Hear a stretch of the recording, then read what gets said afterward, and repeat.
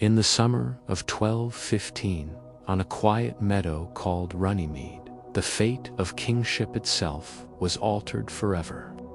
A reluctant monarch sat across a group of angry barons, their swords not raised, but their words sharper than any blade. What unfolded that day was not merely the signing of a document, but the birth of an idea that no ruler stands above the law. This idea, captured in ink and sealed with royal wax, would echo across centuries.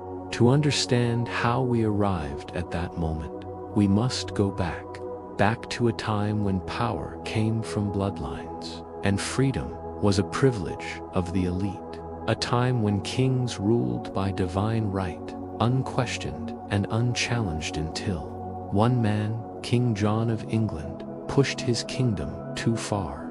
His misrule did more than bankrupt his lands. It ignited a rebellion. And that rebellion gave birth to a document that reshaped the very idea of liberty. John wasn't born to be king. As the youngest son of Henry II and Eleanor of Aquitaine, he was never meant to wear the crown. But Fatan, the death of his elder brother, Richard the Lionheart, put the crown upon his head. His nickname, Lachlan, foretold the kind of reign he would have. A monarch who gained power through inheritance, but lost it through arrogance and cruelty. He came to the throne in 1199, already despised by many. His reign began with promises of peace and prosperity, but quickly descended into chaos. John's first act of kingship was to assert dominance in France only, to lose Normandy and other key territories. His defeats on the battlefield drained the royal treasury, and the only way to refill it was to bleed his subjects dry. Taxes under King John were more than just a burden. They were an oppression. He didn't just demand payment, he extorted it. Nobles were forced to give up lands. Widows were compelled to pay enormous sums to remain unmarried. Even the clergy, traditionally exempt, found themselves under John's thumb. It wasn't just about money, it was about domination. John believed he owned the kingdom, not governed it. But what turned contempt into rebellion was not just taxation, it was betrayal. John was known to imprison barons without cause, seize property without justification, and break promises without hesitation. Loyalty to John was a tool, and when it no longer served him, he discarded it like rusted armor. He had turned England into a kingdom ruled not by law, but by his personal wrath. Even the church could not escape John's fury. When a dispute arose over the Archbishop of Canterbury's appointment, John defied Pope Innocent III by rejecting the church's chosen candidate. The Pope responded by placing England under interdict, suspending all religious services. John retaliated by seizing church property, enraging clergy and lay people alike. In 1209, John himself was excommunicated, cut off from God and man alike. By 1213, John's enemies were many: French kings, English barons, angry bishops, and even the Pope. And yet, rather than humble himself, he doubled down. He built a private army, he fortified castles, he crushed dissent.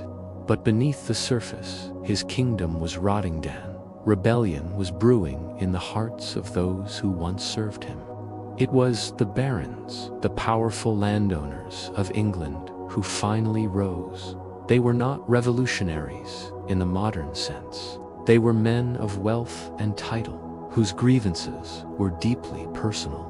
They wanted rights restored, not a new system built. But in demanding that their king follow the law, they planted a seed that would grow into something much greater.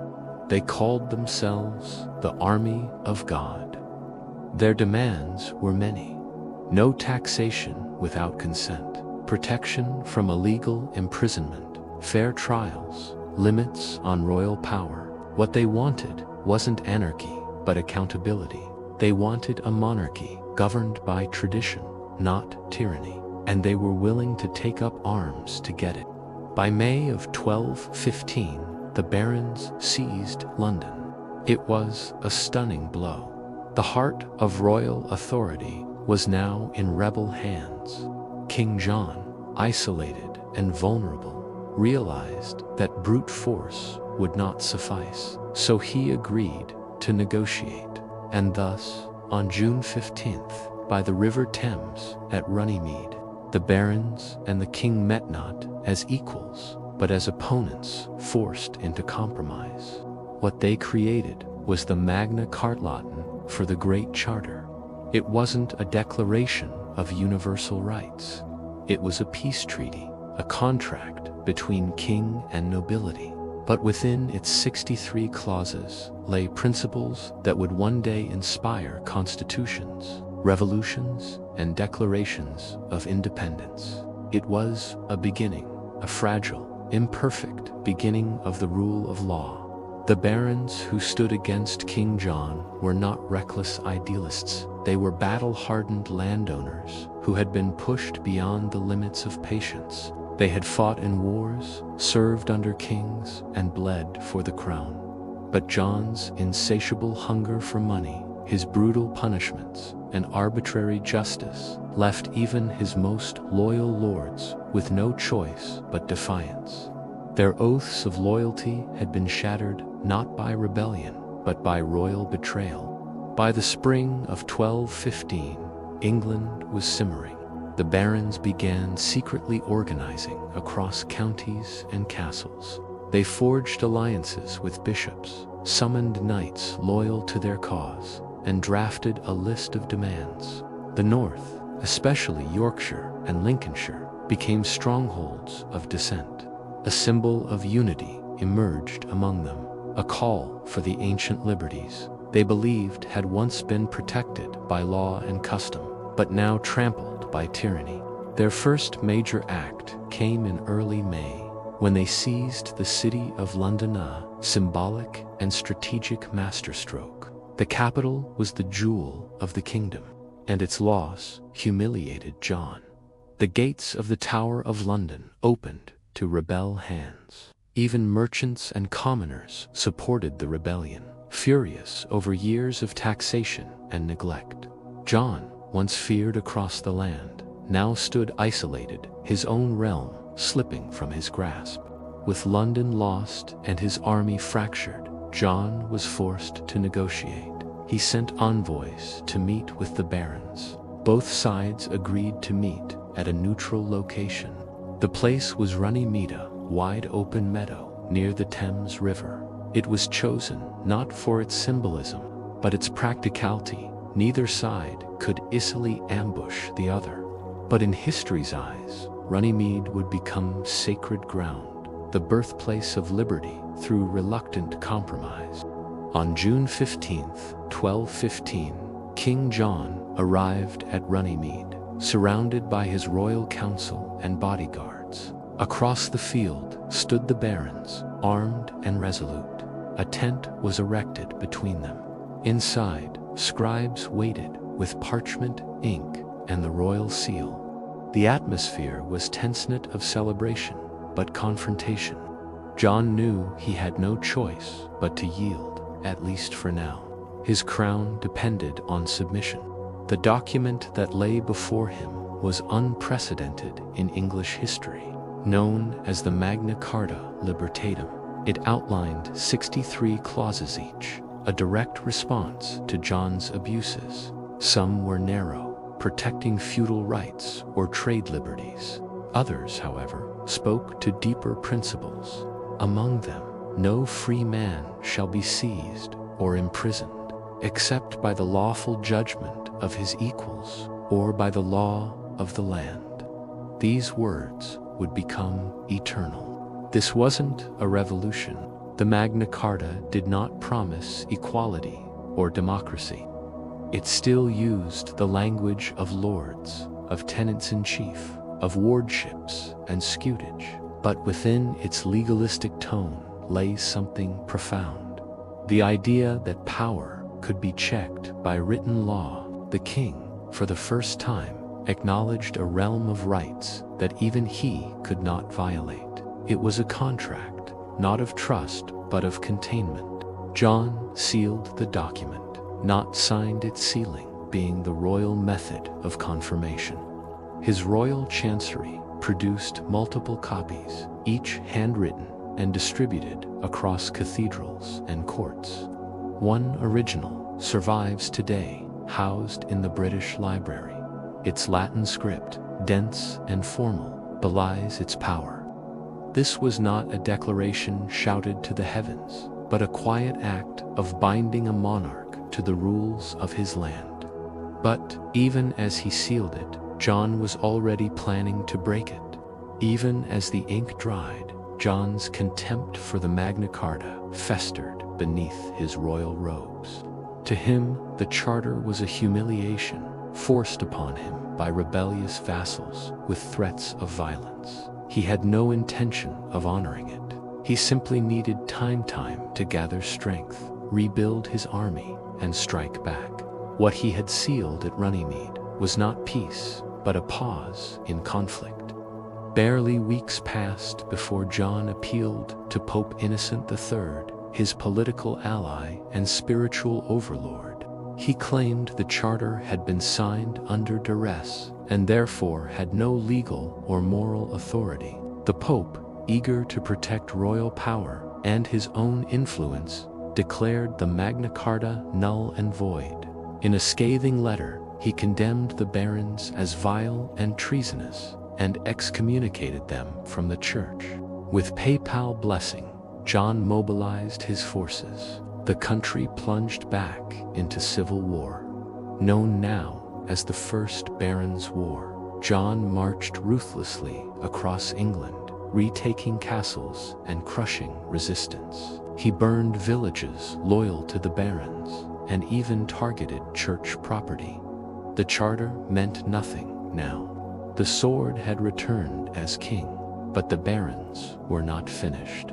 They made a desperate move, seeking foreign help.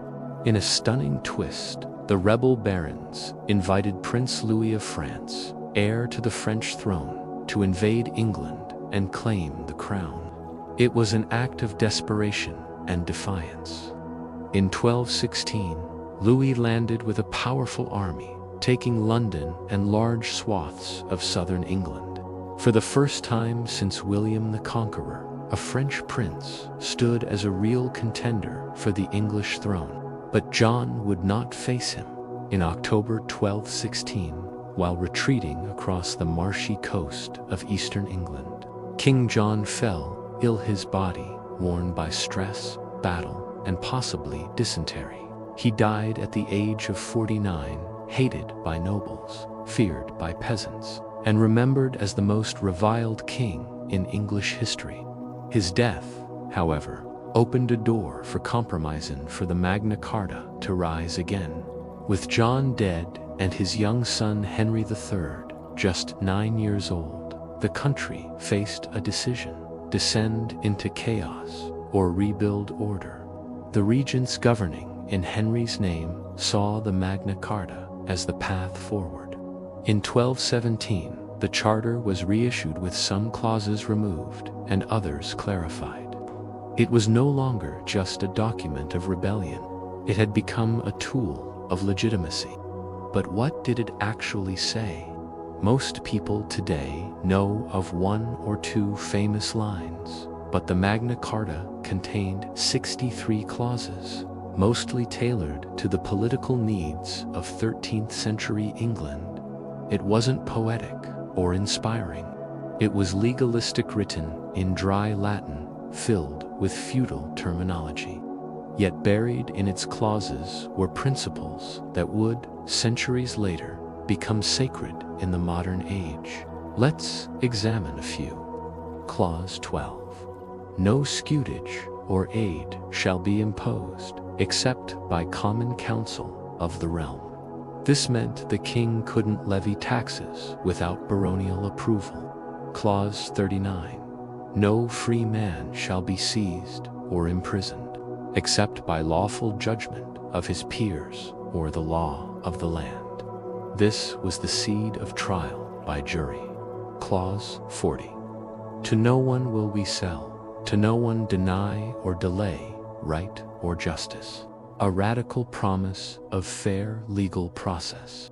Other clauses dealt with the rights of widows to remain unmarried, with the protection of church rights, and with standardized weights and measures, an early push toward economic fairness. Some clauses are now obscure, like the one banning fish weirs in the Thames, but together they represented something revolutionary, a written limitation on absolute power, agreed upon by force but destined to grow in principle. Though the charter originally served the interests of the barons, its symbolic power could not be contained.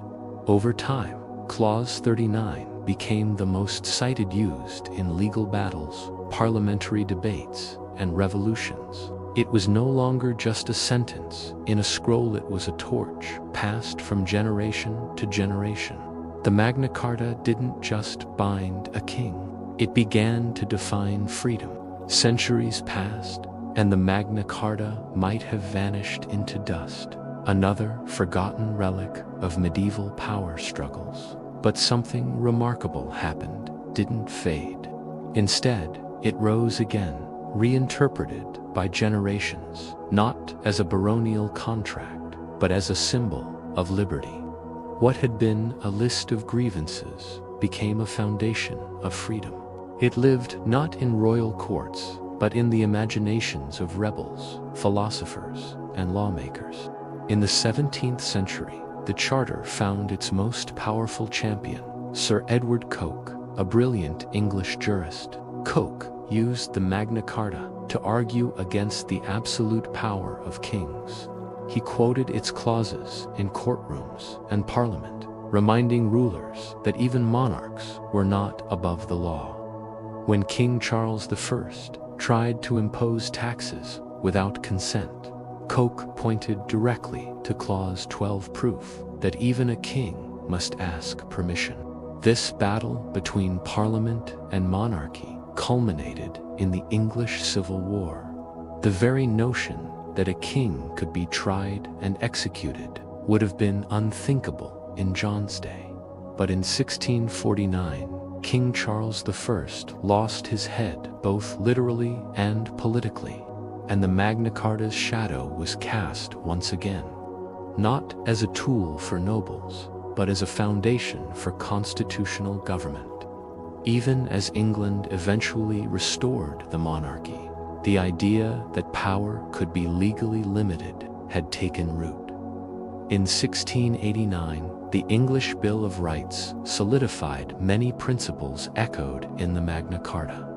Regular parliaments, free elections, no cruel punishments, and protection under the law. It wasn't just a lit, was a signal to the world. The age of absolute monarchy was coming to an end, and the age of accountability had begun. As English settlers crossed the Atlantic, they brought more than ships and tools. They carried with them the ideas of liberty, justice, and law. When the American colonies began resisting British rule in the 18th century, they turned to the Magna Carta not as history, but as ammunition.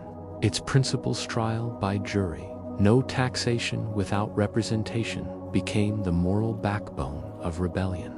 The Declaration of Independence, the U.S. Constitution, and especially the Bill of Rights, were soaked in the spirit of the Magna Carta. James Madison, Thomas Jefferson, and others read it not as a relic of barons and kings, but as proof that power could be restrained. That even centuries before them, men had dared to write limitations on authority. In a very real way, the Magna Carta became America's political godparent, and it didn't stop there. Across the globe, constitutions and charters echoed its promises. The Universal Declaration of Human Rights, adopted by the United Nations in 1948, upheld the same values: due process, equality under law, and protection from arbitrary power. South Africa's post-apartheid constitution cited the Magna Carta. So did courts in India, Canada, and Australia. The parchment born of feudal frustration became a global torch. Even resistance movements saw themselves in its reflection. When Mahatma Gandhi protested British colonialism, he often referenced the Magna Carta. When Martin Luther King Jr. marched for civil rights, he marched in a tradition of legal protest against unchecked authority. The Magna Carta, once a tool of the elite, had become a weapon of the people. It was proof that law could be more powerful than kings. The Magna Carta has taken on a near mythical status. Some call it the birth certificate of freedom, others the origin of democracy. But what it has become and what it originally was are vastly different stories. The truth: it wasn't written for the common people. It wasn't meant to create equality, and it certainly wasn't democratic. It was a peace treaty born out of political desperation. Its authors were angry barons, not the rights of peasants or townspeople, rights for women not even considered, universal justice only for free men, which excluded the majority of the population. In truth, the Magna Carta was more of a power-sharing deal among elites than a beacon of liberty for all. And yet greatness lies in how it evolved. Because it was written down, it could be remembered. Because it was broken, it could be reinterpreted. Future generations found meaning in its lines that the original signers never imagined. They turned narrow baronial rights into universal principles, transforming a medieval grievance list into a modern symbol of legal freedom. The myth of the Magna Carta became more powerful than its reality. And perhaps that's the most astonishing thing. Its legacy wasn't created by what it said, but by how it was used. It's not the words themselves, but the struggles and movements that carried it forward, that made it endure for over 800 years. Sometimes, history's greatest impact comes not from truth, but from belief. Today, the Magna Carta sits behind glass at the British Library, its parchment faded, but its power undiminished. Tourists line up to see it, scholars pore over it, activists quote it, and judges reference it in courts. But more than a document, the Magna Carta is now an idea reminder that no leader, no government, no system is above the law. Its principles live in courtrooms and classrooms around the world. When people demand due process, when they fight unjust arrests, when they stand against authoritarian rule, they stand on the shoulders of Runnymede, not because a king was noble, but because people forced a king to submit. It was the first recorded moment when the governed forced limits on the governor. In a time when authoritarianism is rising again in many corners of the world, the Magna Carta still whispers across centuries.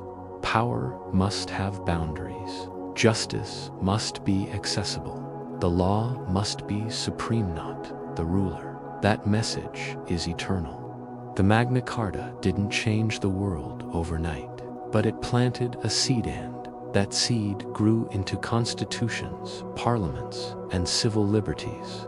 As we look back over 800 years, one truth stands clear. What began in a muddy field by a reluctant king and angry barons became a beacon for billions. Not because of what it was, but because of what we made it. The Magna Carta didn't just limit a king, it launched a revolution that still unfolds today. A document forced upon a tyrant, a parchment sealed in anger. And yet, the Magna Carta was not a gift. It was a demand for order, fairness, and a world where no man stands above the law. And as long as that idea lives, the struggle for liberty continues.